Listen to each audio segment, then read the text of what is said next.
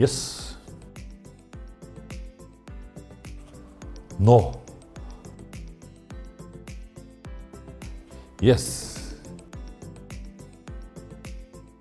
Yes.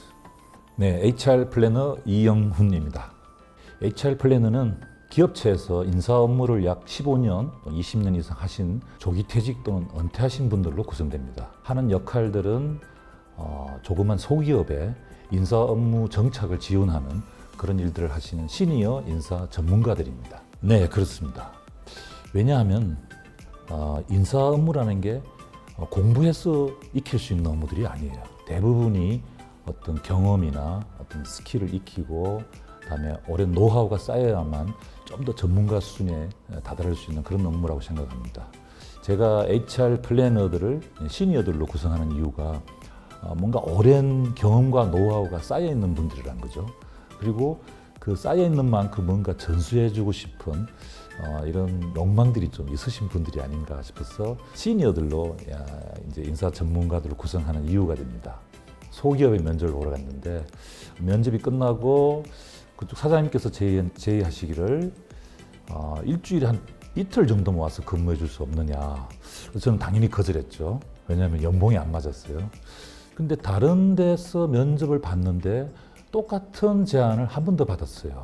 거기도 일주일에 이틀 정도 근무해 줄 수 없느냐. 그래서 물론 당연히 거절했지만은 나와서 생각해 볼 때 여러 군데에 제가 20년간의 인사 경력을 이렇게 전수해 주는 게 비즈니스가 될 수 있겠다.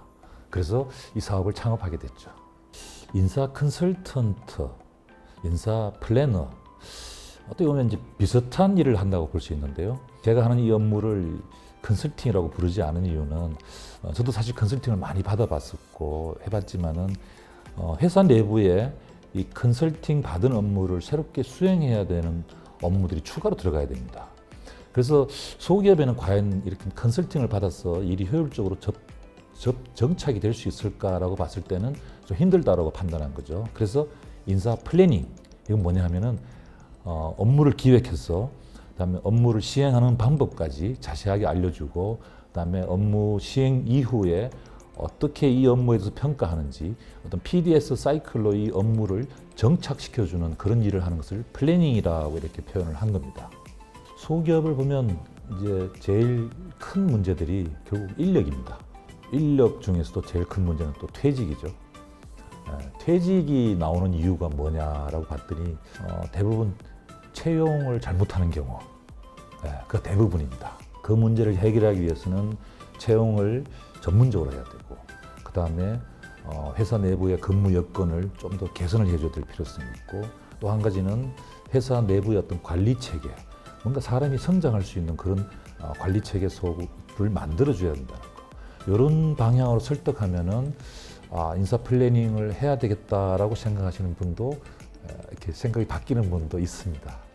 인사 담당자로, 인사 실무자로, 인사 임원으로 이렇게 근무한 20년 동안 과연 내가 은퇴하고 나면 뭘 할까라고 고민을 해봤는데 솔직히 답이 없었어요. 고작 생각해서 해봤던 게 헤드헌터였어요. 근데 헤드헌터도 사실 인사 전문가가 할 업무는 아니었어요. 누구나 할 수 있는 일이었어요. 그런 걸 생각해 봤을 때 인사 플래너라는 업무는 지금 현재 인사 담당자 업무를 하고 있는 현업에 계신 분들이 자기 전문성을 살려서 계속 근무하시다가 나중에 조기 퇴직 또는 은퇴했을 때 충분히 제2의 직업으로 삼을 수 있는 아주 훌륭한 잡이 아닌가 그렇게 생각합니다. 저는 거의 100% 만족합니다. 왜냐하면 이 자기가 좋아하는 일을 이렇게 제2의 직업으로 할 수 있다는 건 참 쉽지 않거든요. 그리고 제 나이에 해당하시는 분들이 대부분 보면은 좀 허드렛 일에 종사하시면서 이렇게 작은 수입을 버시는 분들이 굉장히 많습니다. 거기에 비하면은 제 나름대로 한 20년의 경력을 살려서 경험과 노하우를 어디 새로운 업무를 시작하는 어떤 초기 기업에 전수할 수 있다는 건 굉장히 보람 있는 일이라고 생각합니다. 은퇴를 앞두신 분들이 사실 젊은 시절에 취업을 해갖고 그 오랜 기간 동안 쌓아온 노하우가 얼마나 많을까요? 저는 그걸 생각해 보면은 사람들이 그렇게 오랜 세월 동안 쌓아온 경험과 노하우를 폐기 처분해야 한다는 건 너무나 억울한 일인 것 같고요. 사회적으로도 마이너스인 것 같아요.